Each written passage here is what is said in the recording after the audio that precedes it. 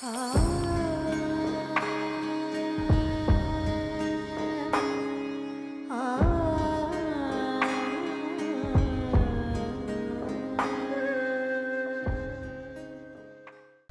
एक तस्वीर बेंगलुरु से आई है। सबसे पहले हम आपको वो तस्वीर दिखाते हैं। इस तस्वीर में आपको नीले रंग का आसमान नजर आएगा, सूरज नजर आएगा और साथ ही सूरज के चारों तरफ एक रिंग भी बना हुआ नजर आएगा, जिसे आप देख सकते हैं इस तस्वीर में। अमूमन ये रिंग कब बनता है हम आगे आपको बताएंगे, लेकिन लोग इस तस्वीर की क्यों चर्चा कर रहे हैं ये आपको जानना सबसे बहुत ज़रूरी है। दरअसल इस तस्वीर की चर्चा करते हुए कुछ यूजर ने सोशल मीडिया पर लिखा कि कोरोना काल के दरमियान एक अच्छी तस्वीर आई है बेंगलुरु के लोगों के लिए, क्योंकि ये बेंगलुरु से तस्वीर ली गई थी।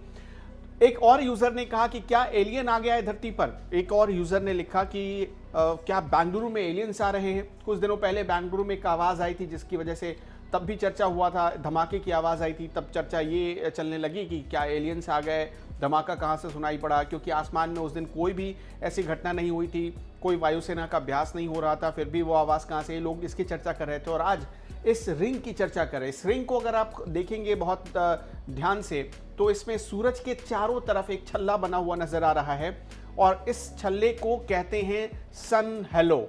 सन हेलो कहा जाता है या इसे रिंग ऑफ सन कहा जाता है, जो सूरज के चारों तरफ एक गोले की तरह आकृति बन जाती है और ये गोलाकार आकृति बहुत दुर्लभ होती है। अमूमन आप जब उस इलाके में रहते हैं जहां गर्मी पड़ती है, वहां पर ये आकृति बनना बहुत दुर्लभ होती है। ये आकृति ज़्यादातर कब बनती है?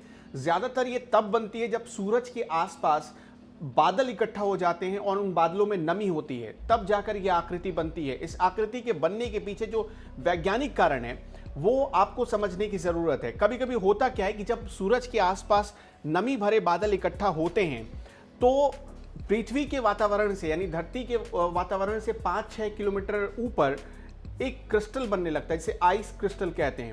और ये हेक्सागोनल होता है। हेक्सागोनल कहने का मतलब होता है कि इसके 6 कोण होते हैं।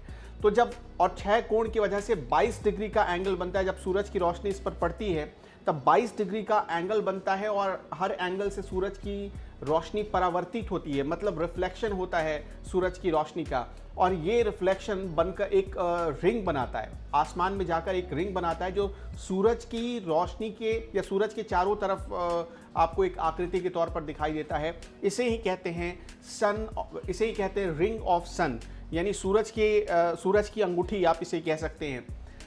इसे सन हेलो भी कहा जाता है। अब बेंगलुरु के लोग इस घटना की चर्चा कर रहे हैं, तो अब आपके दिमाग से मुझे उम्मीद है कि भ्रम दूर हो गया होगा। ये ना तो कोई एलियंस है और ना ही कोई बहुत बड़ी खगोलीय घटना हुई है। अमूमन ये उस इलाके में होती है जहां पर बर्फ पड़ती है। उन इलाकों में ज़्यादातर ऐसी घटनाएं होती हैं जहां पर बर्फबारी होती है या जहां पर आप देखेंगे हमेशा बर्फ़ ही जमी रहती है। उन इलाकों में इस तरह के रिंग बनना बहुत आम बात है। और बेंगलुरु में चूंकि इस वक्त हो सकता है कि बारिश हुई हो, उसके बाद कुछ क्रिस्टल बने हों वातावरण से 6-7 किलोमीटर ऊपर, और तब जाकर ये रिंग बना हो। ये घटना हो सकती है जो वैज्ञानिक कारण है, जो वैज्ञानिक बताते हैं या जानकार बताते हैं उसके हिसाब से। इस रिंग को लेकर यानी रिंग ऑफ सन को लेकर एक किंवदंती भी है जो बड़े बुजुर्ग कहा करते हैं। बड़े बुजुर्गों के मुताबिक जब भगवान सूर्य अपनी पंचायत बिठाते हैं, अपनी पंचायत लगाते हैं, तब इस तरह की आकृति बनती है। मतलब उनके चारों तरफ जो देवता होते हैं वो इकट्ठा होते हैं और इस तरह के गोलाकार आकृति आपको बनती हुई नजर आती है। तो अब आप इसको लेकर कोई भी कंफ्यूजन में ना रहें। ये एक बस सामान्य सी घटना है, कोई भी बहुत बड़ी खगोलीय घटना नहीं है और ना ही किसी एलियन का प्रभाव है।